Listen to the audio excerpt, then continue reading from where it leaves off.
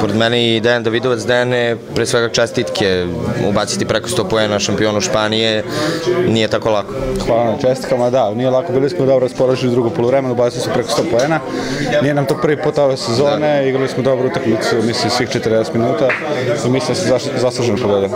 Drugi put, čak vezano bilo je protiv Cibone, lepo uvertira po play-off. Jeste, da, čeka nas play-off, to je najvažniji deo sezone.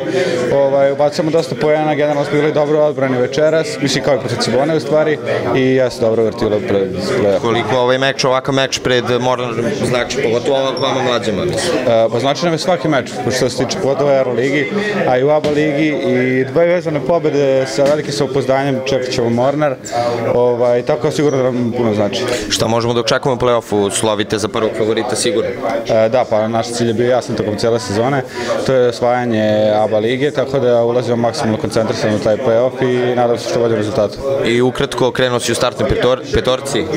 Jesam, da, ima problema, Dangubić nije tu i tako dešava se, generalno se menja dosta toga, danas sam ja krenuo u prvoj petorci, nije mi prvi put u stvari čak ni ove sezone i sve o svemu mislim smo odigrali svi dobru utakmicu, tako da zadovoljno sam što svega tiče. Hvala ti, puno sreće u play-off. Hvala.